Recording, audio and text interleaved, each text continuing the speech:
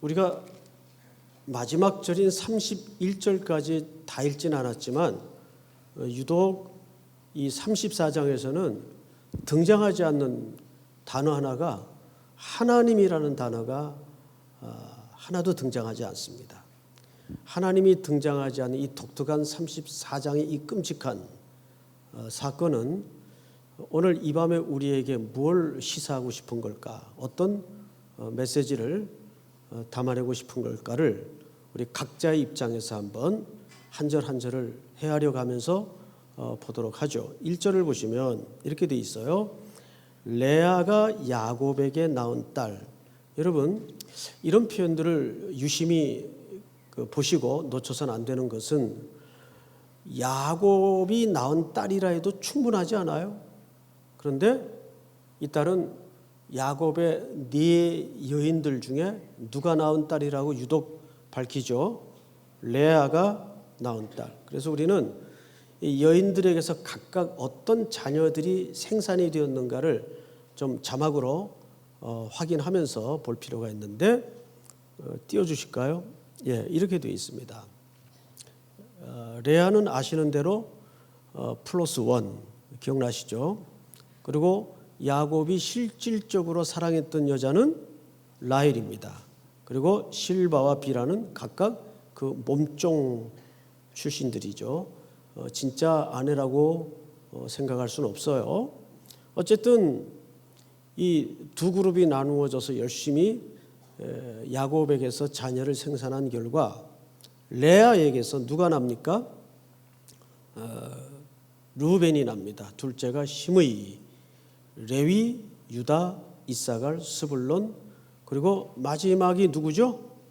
디나입니다. 야곱의 자녀 가운데 유독 딸이 등장하는 이 이름이 디나입니다. 그러니까 디나는 첫째 부인의 소생이에요. 그러니까 야곱의 심정상 사랑했던 여인입니까? 그냥 덤으로 얻어진 여인의 소생입니까? 애정 없이 어쩔 수 없이 덤으로 얻어진 여인의 소생이 디나입니다. 그러니까 레아와 디나 그리고 야곱은 이런 좀 심정적 먼 관계가 있습니다. 그리고 이제 라헬에게서는 두 아들이 생산이 되죠. 요셉이 먼저 태어나고 그 다음에 산곡 끝에 이 베냐민을 낳고 라헬은 길 노중에 이제 죽게 됩니다. 근데 아직 이 34장쯤은 베냐민은 등장하지 않은 때입니다. 시간적으로. 자, 이런 이제 구조 속에서 오늘 본문을 좀 볼 필요가 있어요. 1절을 다시 볼까요? 레아가 야곱에게 낳은 딸 디나가 그 땅의 딸들을 보러 나갔다. 이렇게 돼 있죠. 보러 나갔다. 보러 나갔다라는 말은 그냥 이렇게 마실 삼아 구경하러 나갔다라는 말은 아닙니다. 여기서 보러 그리고 나갔다라는 말은 어떤 여성의 특유의 그 땅에 호기심을 가지고 그냥 구경을 나갔던 것 같은데 그 세겜이라는 도성에 대한 그 매력적인 문화에 굉장히 이 디나는 관심을 가지고 있었던 듯 싶습니다. 그러다가 야곱의 평생에 씻어내지 못할 큰 공고한 일이 벌어지는데 2절을 좀 볼까요? 히위 족속 중 하몰의 아들 그 땅의 추장 세겜이, 그러니까 실질적으로 뭐 어떤 영어 성경에 보니까는 프린스, 왕자라고도 하는데 실질적인 지도자가 세겜입니다. 그런데 이 세겜이라는 인명이 지명하고 같아요. 그러니까 혼돈해서는 안 되죠. 지명도 세겜이고 인명도 뭡니까? 세겜입니다. 우린 지난주 야곱이 가나안 땅에 평안히 돌아와서 어디에 머물렀던 현장을 확인하게 됩니까? 세겜에 머물렀던 현장을 확인하게 되는데 그냥 머무른 정도가 아니라 우리간을 사고 돈을 직접 지불을 하고 땅을 사요. 기억나시죠? 그 행위의 의도는 뭘 우리가 엿볼 수 있고 넉넉히 가늠할 수 있냐 하면 야곱은 여기에 그냥 잠깐 머물고자 하는 의도는 아니었던 것 같아요. 가파른 그 산길 베델을 향하느니 그것보단 훨씬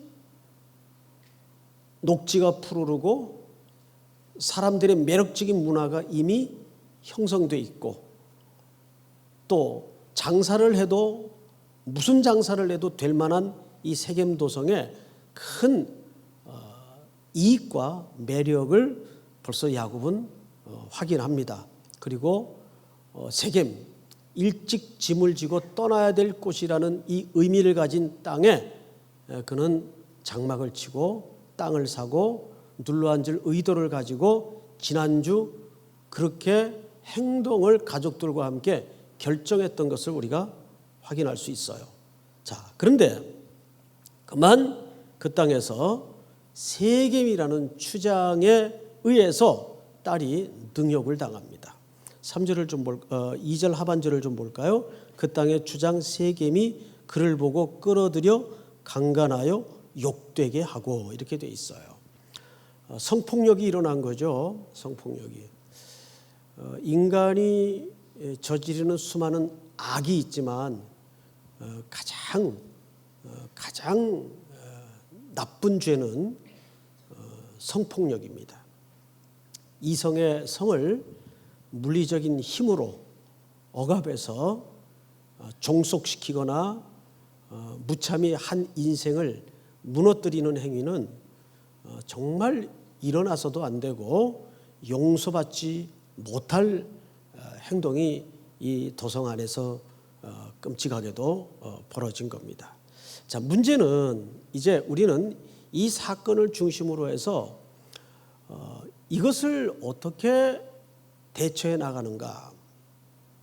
각 사람의 입장에 서서, 야곱의 입장에서, 또 야곱의 아들들의 입장에서, 또 디나의 입장에서, 그리고 세겜의 아버지 하몰의 입장에서, 세겜의 입장에서 살짝 한번 들춰냄으로써 우리는 오늘 이 34장의 이런 지독스럽게 끔찍한 사건이 여기 무엇 때문에 배치되어 있고, 과연 오늘 이 밤에 저 수천 년 전 스토리가 오늘 21세기를 사는 우리들에게 그 시공간을 뛰어넘어서 뭘 도대체 얘기하고 싶은 것일까? 우리는 생각을 좀 가져야 돼요. 지난주 33장 18절을 보시면 이렇게 끝이 났어요. 확인을 좀 하고 다시 들어갑시다.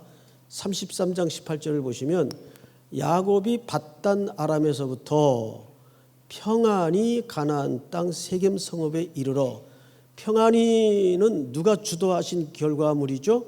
하나님이 이끄시고 주도하신 결과물이에요. 평안히 가나안 땅 세겜 성읍에 이르러 그 성읍 앞에 장막을 치고 그가 장막을 친 밭을 세겜의 아버지 하몰의 아들들의 손에서 크시타에 샀으며, 20절 다 같이 시작. 거기에 제단을 쌓고 그 이름을 엘렐로 해 이스라엘이라고 불렀더라. 네. 마지막 절에 엘로헤 이스라엘이라는 이 고백은 신앙 고백처럼 들려지지만 결코 온전한 신앙 고백이 아니라 그랬어요. 기억나시죠? 이것은 이미 야곱이 가나안 땅에 들어와서 그 가나안에서 통용되는 신에 대한 개념과 용어에 익숙해지면서 세겜성에 눌러살 의도를 가지고 그는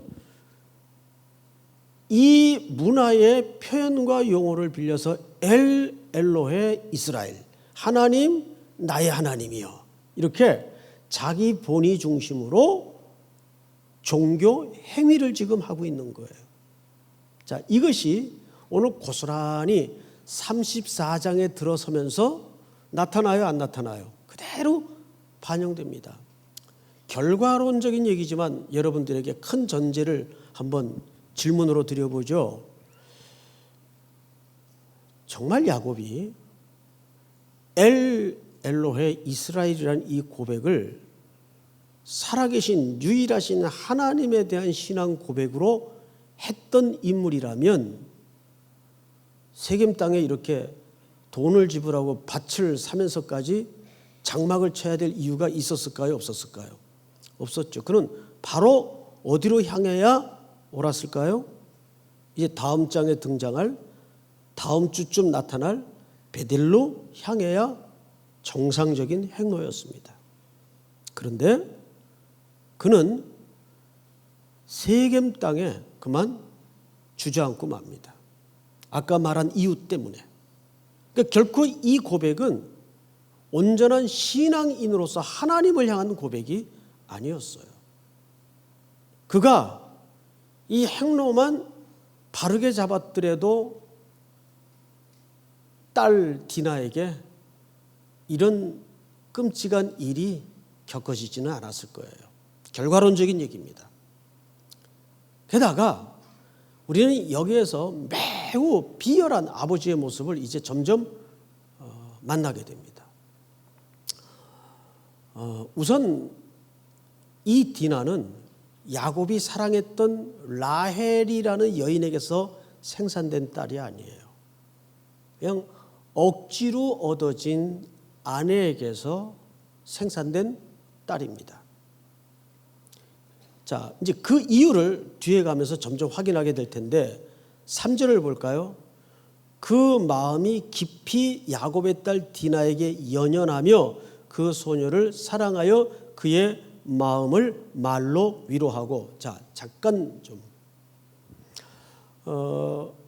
어쨌든 한 짓은 해서는 안 될 짓을 했지만 이 하몰의 아들 세겜은 그래도 인간적으로 아주 악한 놈은 아니었어요.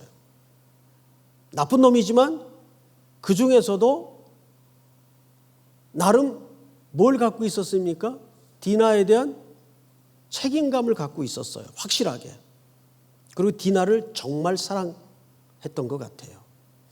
그런 걸로 봐서 아마도 야곱이 이 땅에 들어가서 생활한 지가 꽤 시간이 흘렀고 땅을 이 집안에 거래를 해서 주고 돈을 주고 산 걸로 봐서 집안끼리도 일정 분의 교감은 분명히 있었던 것 같아요.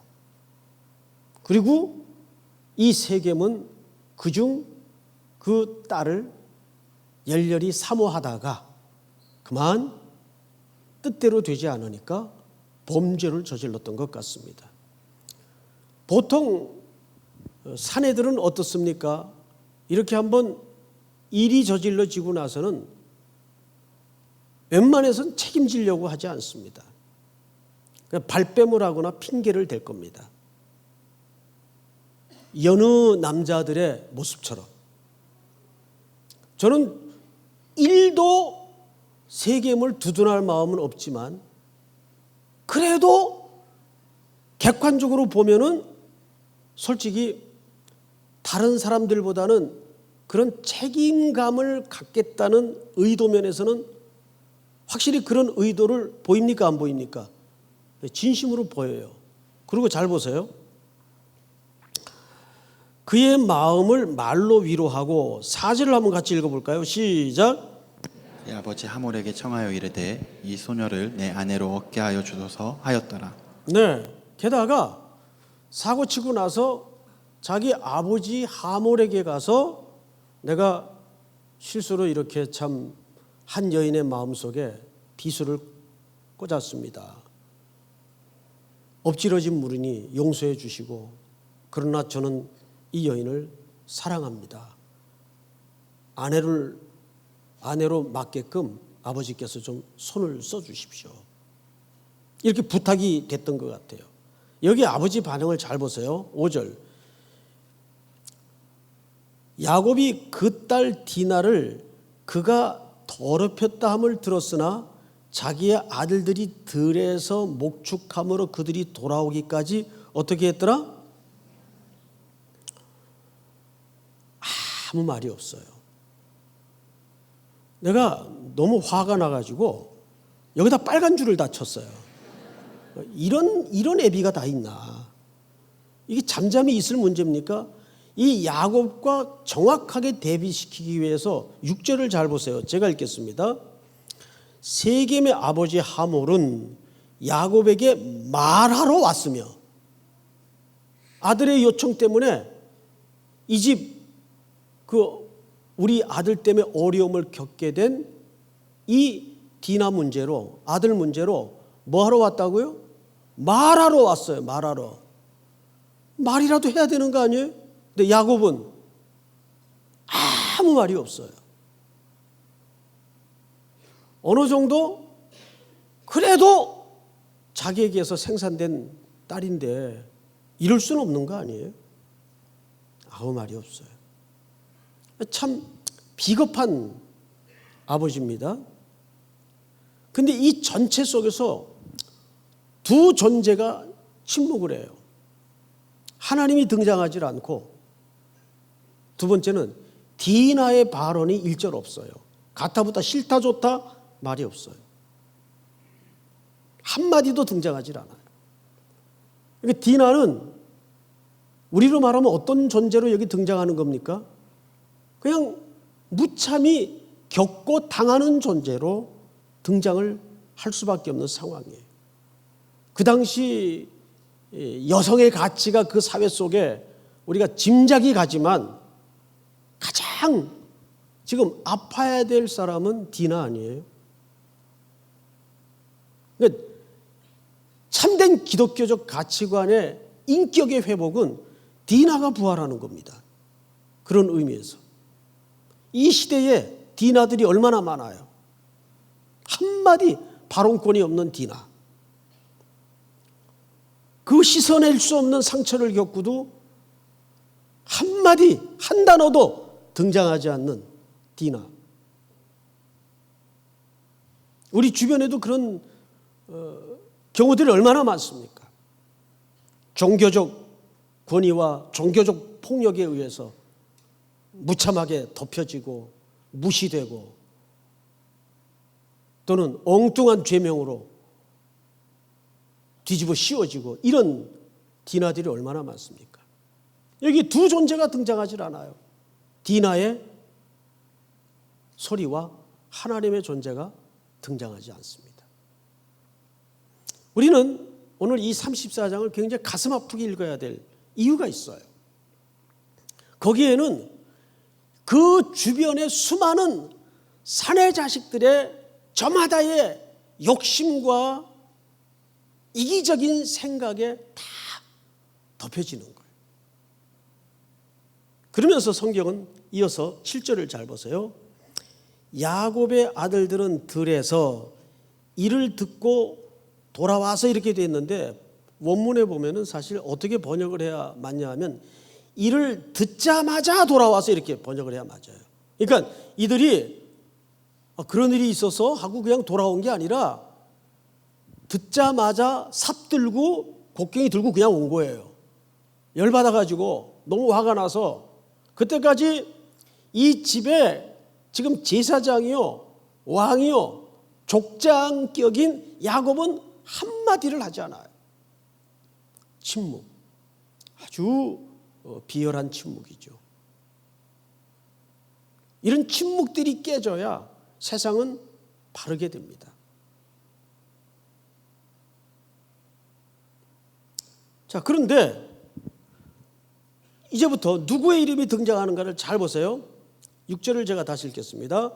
야곱의 아들들은 들에서 이를 듣고 돌아와서 그들 모두가 근심하고 심히 노하였으니 이는 세겜이 야곱의 딸을 강간하여. 이건 성경 기자가 아주 희화시킨 겁니다. 이 야곱의 아들들의 누이 동생이 아니라 누구의 딸이에요? 야곱의 딸이에요. 문학적으로 일부러 이렇게 엇대 놓은 거예요. 지금 이 구조 자체를 보시면 여기에는 사실상 디나가 주인공이 아니에요.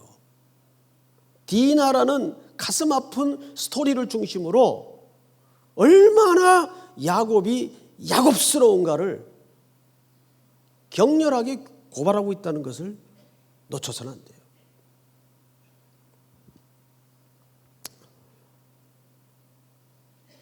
(8절을) 볼까요? 하몰이 세겜의 아버지죠. 그들에게 이르되, 이제 그들은 누굽니까? 야곱의 아들들 디나의 오라비들입니다. 그들에게 이르되 내 아들 세겜이 마음으로 너희 딸을 연연하여 하니 원하건대 그를 세겜에게 주어 아내로 삼게 하라. 너희가 우리와 뭐하자? 통혼하여 너희 딸을 우리에게 주며 우리 딸을 너희가 데려가고 너희가 우리와 함께 거주하되 땅이 너희 앞에 있으니 여기 머물러 매매하며 여기서 기업을 얻으라 하고. 자, 여러분, 이 하몰의 제안이 상당히 세상적 가치로 매력이 있어요, 없어요? 굉장히 매력적이죠. 누가 좋아하는 매력입니까? 야곱이 그토록 평생을 쫓아도 놓지 못하고 있는 매력 중에 하나입니다. 여기서 그냥 기업을 누려라.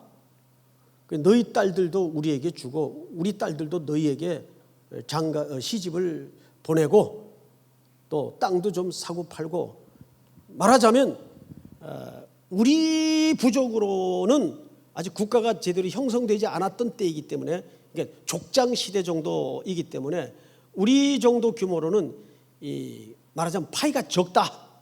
그러니까 너희하고 합하면 파이도 커지고, 그러니까 합병을 하자 그 말이에요. 기업으로 얘기하면 얼마나 야곱의 입장에서는 군침이 돌고 매력적인 제안입니까? 자, 그런데 11절을 볼까요? 세겜도 디나의 아버지와 그의 남자 형제들에게 이르되 나로 너희에게 은혜를 있게 하라. 너희가 내게 말하는 것은 내가 다 주리니. 이 정도면 그래도 못된 놈 치고는 그래도 뭐 등급을 매겨야 되나요? 어떻게 해요? 그냥 못된 놈이죠. 다 주겠대요, 다. 그러니까 이 정도로 봐서 아마 디나를 정말 마음에 흔쾌하게 두었던 것 같아요. 자, 그런데 12절을 한번 같이 읽겠습니다. 시작. 이 소녀만 내게 주어 아내가 되게 하라. 아무리 큰 혼수와 예물을 청할지라도 너희가 내게 말한 대로 주리라.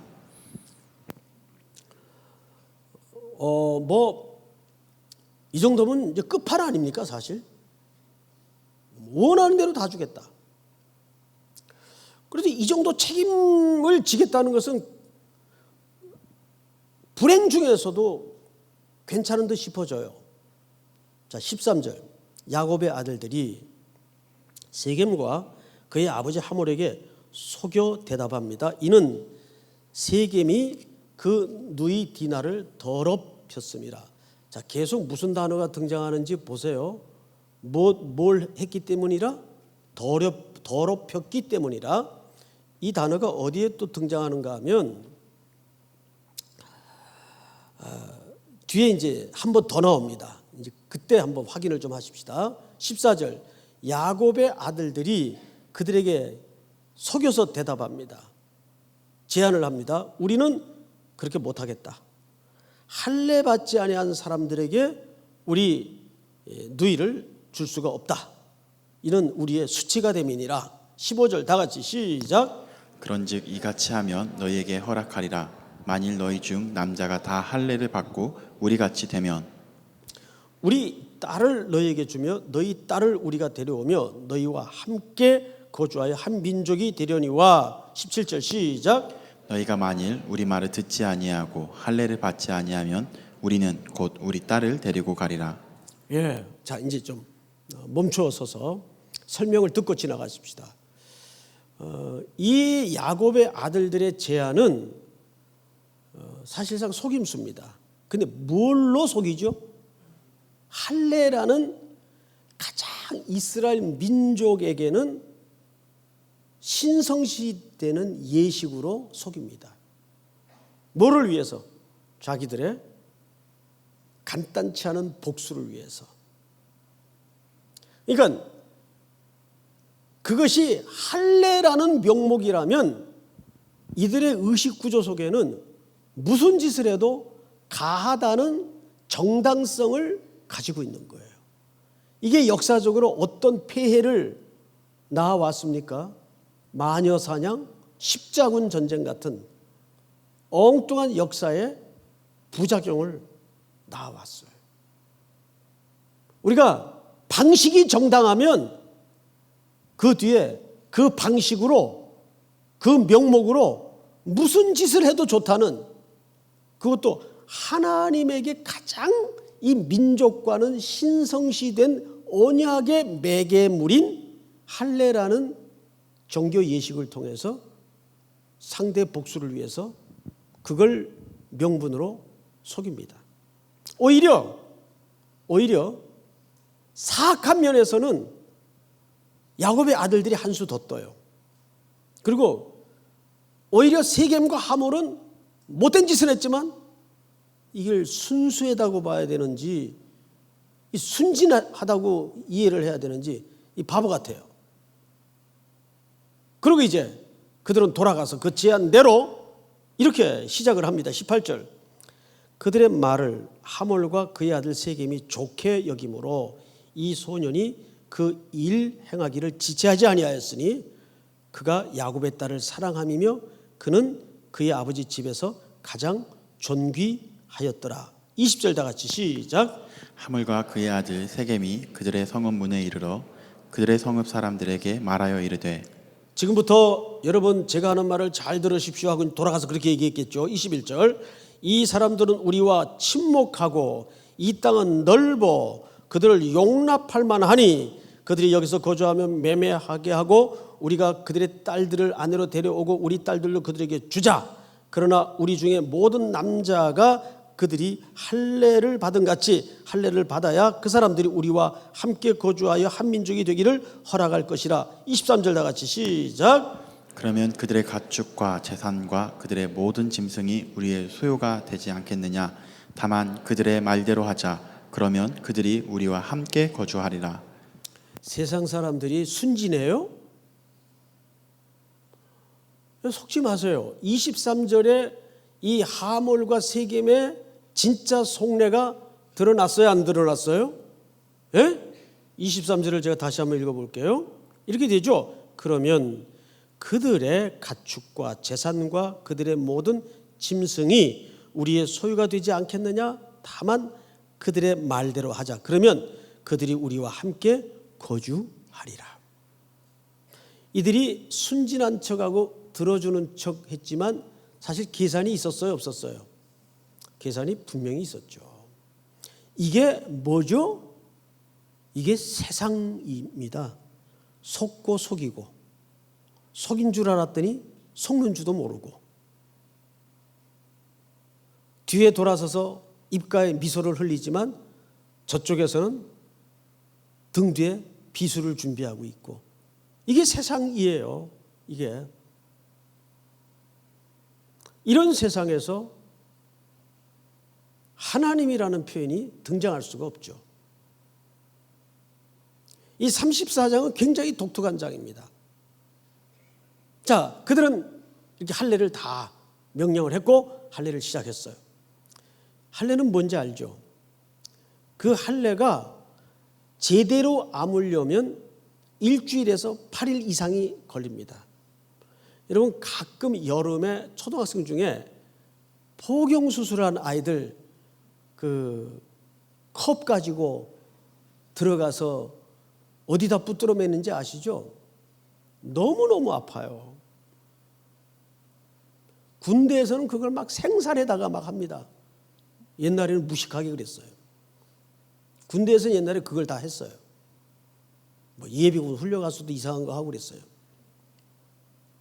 그런데 그게 제일 고통스러울 때가 3일째입니다.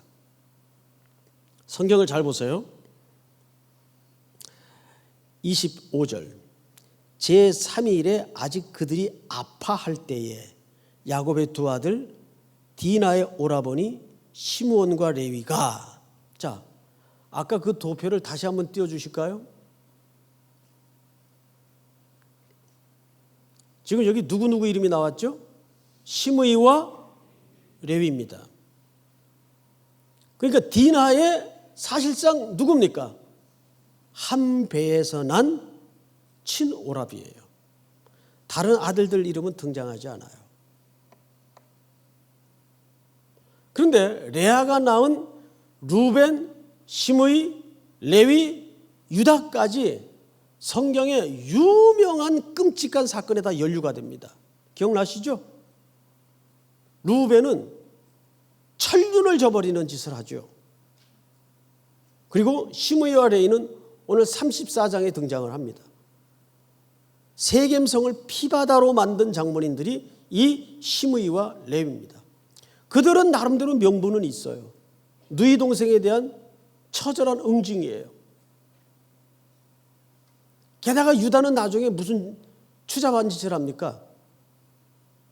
며느리 다말과 관계를 맺게 됩니다. 그리고 내 의가 낫다라는 겸손한 영성 깊은 고백을 하게 되죠. 근데 여러분, 참 하나님이 일하시는 방식은 신묘막측하고 놀라운 것이, 이 고쳐서 쓸 수도 없는 이 악한 행위들을 쫓아 종합해 보면 그 길을 통해서 그리스도가 오세요. 어쩌면 그게 당연할 수도 있어요.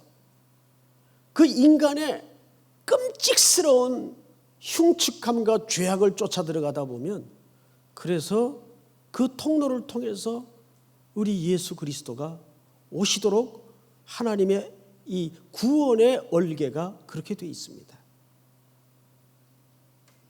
그러니까 그리스도의 구속의 은혜 없이는 우리는 이 코끝에서 코끝으로 한 호흡도 내뱉을 수가 없어요. 여호와께서 집을 세우지 아니하시면 세우는 자의 수고가 헛되며, 여호와께서 성을 지키지 아니하시면 파수꾼의 경성함이 헛되며, 너희가 일찍이 일어나고 늦게 누우며 수고의 떡을 먹음이 헛되며. 헛되며가 몇 번 나왔어요? 지금 3번 나왔어요. 인간의 모든 그 행위들이 결론이 뭐예요? 전부 헛된 짓을 하는 거예요. 너희가 일찍 일어나면 늦게 누우며 수고의 떡을 먹으며 헛되며, 이 3번째 헛되며. 그러므로 여호와께서 사랑하시는 자에게 뭘 줘요? 잠을 주시는다. 그 잠은 생물학적인 잠을 얘기하는 게 아니에요. 그 잠은 죽음을 얘기하는 거예요. 누구의 죽음? 사랑하는 자의 죽음. 여디디아, 오실 그리스도의 예표. 그래서 인간의 모든 행위가 헛되기에 그리스도께서 오셔서 그 회복과 구원을 위해서 죽으셔야 된다는 메시지를 그렇게 성경은 곳곳에 숨겨놓고 있는 겁니다. 야곱은 야풋 강가에서 그 외롭고 격렬한 밤의 씨름은, 그래서 인간이 막 이름까지 바꿨는데 변한 거 있어요? 변한 거 있어요, 여러분? 변한 거 없어요. 인간은 안 바뀌어요. 절대 안 바뀌어요. 세월이 가면 고집만 늘지 안 바뀌어요. 여러분들한테 하는 얘기가 아니에요. 저를 두고 하는 얘기, 저를 두고. 그럼 뭐 우리 신앙생활이 무슨 의미가 있느냐? 그래서 의미가 있는 거예요. 우리는 세월이 갈수록, 시간이 흐를수록 매일 기도와 말씀 앞에서 절절하게 그리스도의 공로와 그 은총을 매달리는 싸움으로 들어갈 수밖에 없는 거예요. 거룩이 뭐예요? 거룩이 뭘까요? 거룩이라는 것은 그렇게 해서 그리스도와 나 사이에 틈이 없어지는 걸 거룩이라고 얘기합니다. 바짝 붙잡는 거예요. 정말 못난 아들처럼 엄마 치마꼬리 붙들고 징징거리는 거예요. 그것도 못해요? 금요일 밤은 그거 하러 오는 거예요. 또 하나님 우리 아버지의 도포자락 붙들고 징징거리러 오는 거예요. 그게 여러분 얼마나 복인 줄 아세요? 놀라운 복입니다. 야곱이 이스라엘이라는 이름을 개명바꿔도 뭐가 바뀌어요? 엘로헤 이스라엘? 그 자기 좋으라고 한 얘기예요. 하나님을 향하여 무슨 신앙 고백한 게 아니고. 자, 그런데 성경을 또 맞아보십시다. 몇 절을 보시냐면 25절 제3일에 아직 그들이 아파할 때에 야곱의 두 아들 디나의 오라버니 시므이와 레위가 각기 칼을 가지고 가서 몰래 그 성읍을 기습하여 그 모든 남자를 죽이고, 자 여러분, 싹 죽였어요. 온 성을 피바다를 만들어 버렸어요. 그 할례를 받고 난 다음에 3일째쯤 되면 남자들 걸음걸이를 어떻게 걷는지 남자분들은 아세요. 그 쓸리고 부딪힐 때 그 고통 끔찍해요. 앞에 누가 와서 놀려도 꼼짝 못해요. 그런데 무슨 전쟁을 하겠어요. 그 틈새를 치고 들어가서 모든 성 안에 남자들을 다 죽입니다. 그런데 그 다음에 더 무서운 일이 벌어집니다. 26절을 볼까요? 다 같이 시작. 칼로 하물과 그의 아들 세겜을 죽이고 디나를 세겜의 집에서 데려오고. 그러니까 이때까지는 디나가 그 세겜성에, 세겜의 아들 집에, 세겜의 집에 머물러 있었던 듯 싶습니다. 그런데 27절을 좀 볼까요? 야곱의 여러 아들이 그 시체에 있는 성읍으로 가서 뭐 했어요? 그러니까 이건 뭘 턴 겁니까? 시체를 턴 거예요. 시신을 털어버린 거예요. 그러니까 종교가 광기를 갖게 되면 그래서 무서운 거예요, 여러분. 죽인 걸로 복수는 어느 정도 된 거 아니에요? 그런데 이것은 너무 지나친 응징이 지금부터 시작이 됩니다. 하나님의 지나친 침묵, 야곱의 지나친 침묵. 여기 놀라운 것은 이때부터 야곱은 중심 주제에서 사라져요. 그리고 이 모든 행위를 지금 누가 주도하기 시작합니까? 아들들이 주도하기 시작해요. 아들들이. 야곱은 슬그머니 없어집니다. 그리고 맨 끄트머리에 가서 나나나송을 부를 때 등장을 해요. 이제 그때. 자, 성경을 보십시다. 27절 야곱의 여러 아들이 그 시체에 있는 성읍으로 가서 노래하였으니 이는 그들이 그들의 누이를, 여기 또 나오죠, 더럽힌 까닭이라. 그리고 14절에서도 뭐라 그랬죠? 13절에서도 디나를 더럽혔습니다. 지금 이 아들들의 의식구조 속에 담아져 있는 굉장히 중요한 중심 주제입니다.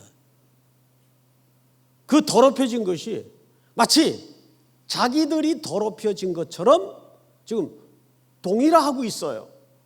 너희 동생의 더럽힘이 자기들의 공동체의 더럽혀짐으로 동일시하고 있어요. 비해서 야곱은 지금 그 더럽혀진 중요한 주제에 대해서 한마디를 안 하고 있어요. 오히려 그 이후에 이런 발언을 합니다. 28절 그들이 양과 소, 나귀, 성읍에 있는 것과 들에 있는 것과 그들의 모든 재물을 빼앗았으며 그들의 자녀와 그들의 아내들을 사로잡고 집 속의 물건을 다 노략한지라. 30절 다 같이 시작. 야곱이 시므온과 레위에게 이르되 너희가 내게 화를 끼쳐 나로 하여금 이 땅의 주민 곧 가나안 족속과 브리스 족속에게 악취를 내게 하였도다. 나는 수가 적은즉 그들이 모여 나를 치고 나를 죽이리니 그러면 나와 내 집이 멸망하리라. 아멘. 자, 여기 보시면 드디어 이제 야곱이 이 사건의 결말 부분쯤에 슬쩍 등장을 하면서 1인칭 화법으로 전부 이 중심의 모든 관점을 누구로 몰아갑니까? 자기 관점으로 몰아갑니다. 근데 야곱의 1인칭 관점이 뭐예요? 전부 주제가 이런 겁니다. 내게 화를 끼쳐 나로 하여금 이 땅의 주민 곧 가나안 족속과 브리 족속에게 악취를 내게 하였도다. 나는 수가 적은즉 그들이 모여 나를 치고 나를 죽이리니 그러면 나와 내 집이 멸망하리라. 이건 뭘까요?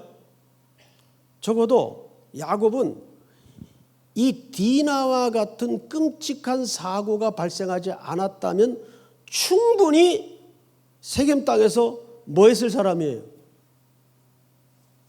장사판 버려놓고 매매하고 잘 먹고 여전히 그가 살아왔던 삶의 패턴을 그대로 이어갈 개연성이 충분합니까? 안 합니까? 충분한 사람이에요. 지금 야곱의 인식 속에는 가장 가슴 아픈 어쩌면 진짜 스토리, 딸의 고통에 대해서 개념이 있어요, 없어요?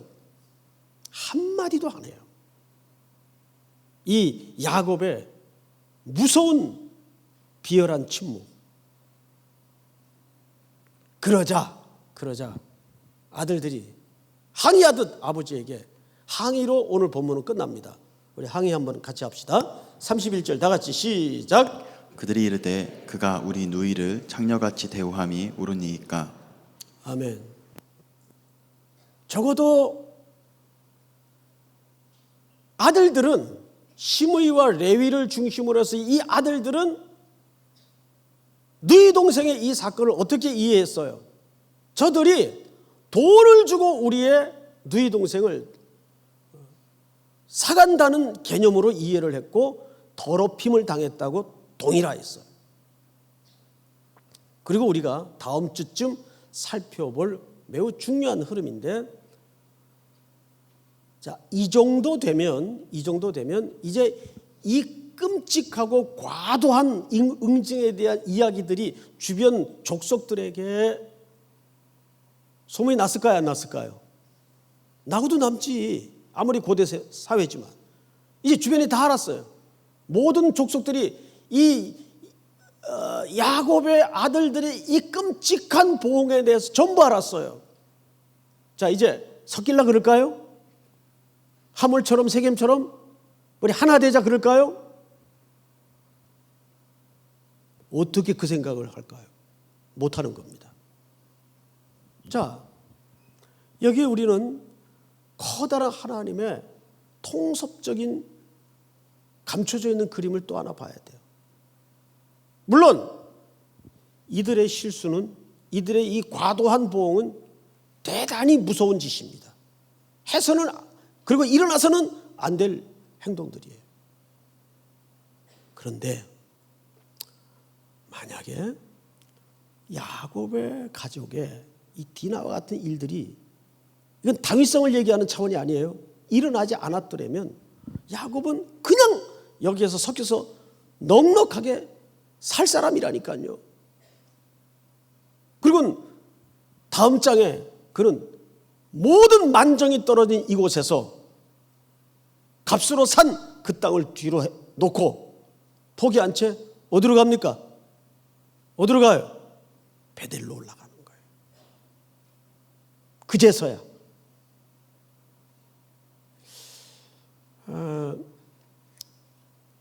가끔 하나님은 우리에게 이런 좀 가혹한 방법을 쓰실 때가 있어요. 마음이 아프지만 만정이 떨어지게 만드는 거예요. 아 뜨거워 해가지고 손 털게 만드는 거예요. 일어나서는 안 되는 일이지만 만정이 떨어지게 만들어서 거기를 쳐다보지도 않게. 그래서 하나님의 도성이라는 글을 쓴 그 어거스틴이 이런 글을 그 책에 합니다. 누구에게나 고통이 있고 고통은 동일한 것이지만 고통을 당하는 사람은 동일하지 않다. 누구에게나 고통은 있고 그리고 그 고통은 누구에게나 일어나는 거지만 당하는 사람의 고통은 동일하다, 동일하지 않다. 동일하지 않아요. 이 피비린내 나는 세겜성의 이 사륙, 보복극, 이 한복판에 상처 입은 디나나 주변의 모든 사람들은 저마다의 계산을 가지고 하나님 없이 토해낸 결과가 뭐예요? 피바다예요. 이게 이 세상의 사실은 그 밑바닥의 모습이에요. 저마다 계산을 하고, 그러나 하나님은 그런 인간의 진절이 나는 못남을 묵과하시는 것 같지만 하나님은 하나님의 역사를 계속 밀어붙이십니다. 우리가 이제 오늘 시간이 없으니까 그 부분을 이제 다음 기회에 한번 보겠지만은, 이 시므이와 레위는 이 사건 때문에 야곱이 죽을 때 다른 아들은 다 축복을 했는데 저주를 해버려요. 너희들은 이 땅에 존재도 없어질 것이다. 다 흩어질 것이다. 그래서 그들은 기업도 못 받고 다 흩어져요. 실제로. 그런데 출애굽기 32장에 우리 한번 그 본문만 보고 말씀을 맺겠습니다. 자, 시작. 모세의 말대로 행함에 이날의 백성 중에 3,000명 가량이 죽임을 당하니라. 시작. 모세가 이르되 각 사람이 자기의 아들과 자기의 형제를 쳤으니 오늘 여호와께 헌신하게 되었느니라. 그가 오늘 너희에게 복을 내리시리라. 여러분, 참 하나님이 일하시는 방식을 우리는 소스라치게 놀라면서 읽을 수밖에 없는 게, 여기 잘 보세요. 이 사건은 아시는 대로 모세가 산 위에서 율법 받고 있는, 하나님 말씀을 받고 있는 와중에 이스라엘 백성들 또 산 밑에서 우상을 만들어 가지고 춤을 추고 먹고 마시고 죄에 빠져 있었어요. 내려와 보니까 그 난리가 난 거예요. 그래서 모세가 율법을 던져서 깨트리죠. 그리고 그걸 가루로 만들어서 물에 타서 백성들에게, 좀 직설적으로 표현하면 이런 겁니다. 이거 먹고 다 되져라, 뭐 이런 식인 거예요. 너무 화가 났어.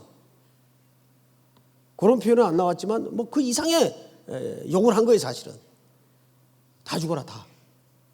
그래서 거기에 대표적으로 가담했던 3,000명을 하나님의 말씀을 따라 처단을 해야 되는데 누가 뽑혀서 그 일을 감당해요? 레위. 피바다 만드는 데는 일가견이 있는 사람들 아니에요. 응?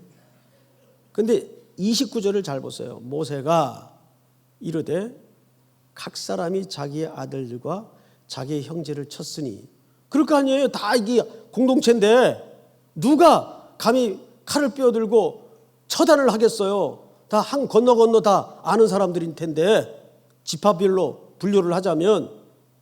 그런데 레위가 여기에 선발이 되어서 혈연과 상관없이 인간의 잔정과 매이지 않고 하나님의 말씀대로 따르지 않는 모든 죄의 문제에 대해서는 과감하게 처단을 하는데 이렇게 얘기해요.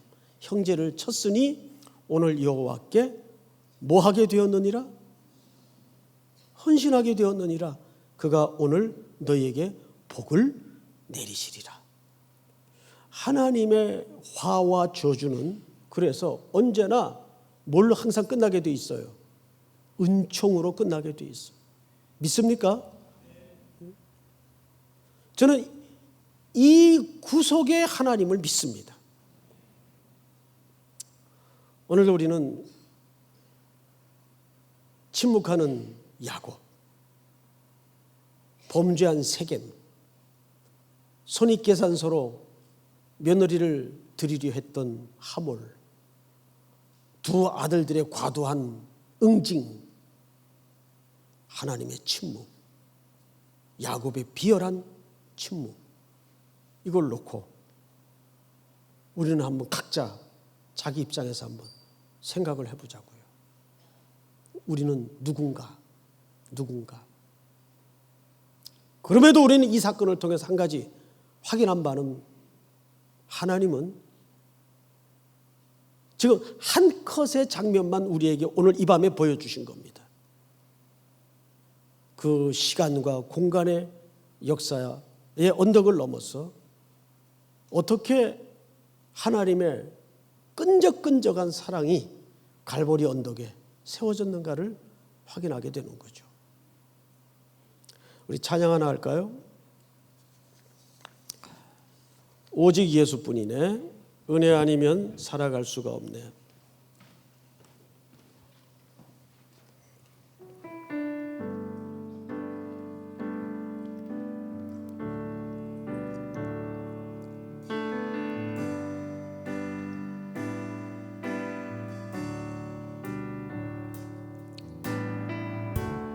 은혜 아니면 살아갈 수가 없네. 보름마저도 다 주의 것이니 세상 평안과 위로 내게 없어도 예수, 오직 예수뿐이네. 크신 계획 다 볼 수도 없고 크신 계획 다 볼 수도 없고 작은 고난에 지쳐도 주께 웃긴 나의 모든 삶 버티고 견디게 하시네. 은혜 아니면 살아갈 수가 없네. 나의 모든 것 다 주께 맡기니 참된 평안과 위로 내게 주신 주 예수, 오직 예수. 크신 계획 다 볼 수도 없고 작은 고난 지쳐도 크신 계획 다 볼 수도 없고 작은 고난에 지쳐도 주께 묶인 나의 모든 삶 주께 묶인 나의 모든 삶 버티고 견디게 하시네. 은혜 아니면 살아갈 수가 없네. 나의 모든 것 다 주께 맡기니 참된 평안과 위로 내게 주신 주 예수, 오직 예수뿐이네. 우리 찬양 하나 더 하십시다. 1000번을 불러도, 오늘 이 밤에 1000번을 불러도 내 눈의 눈물이 멈추지 않는 것은 십자가의 그 사랑, 나를 살리려 지신 그 십자가. 우리 갈보리 언덕에 그렇게 지독스러운 인간의 악함과 죄악을 뚫어내시고 하나님의 아드님을 십자가에 메어 다신 아버지의 자비 앞에 우리 인생의 수많은 질문들이 답을 얻는 시간이 되기를 바랍니다.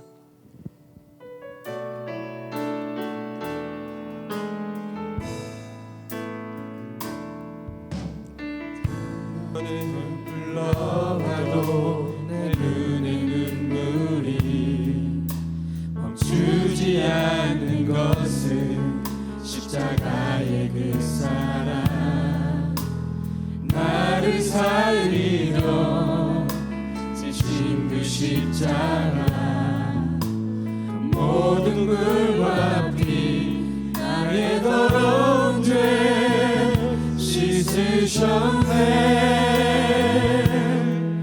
나를 향한 그 사랑, 생명을 내어 주사 영원한 생명을 내게 주심을 감사해. 천번을 불러도 내 눈에는 눈물이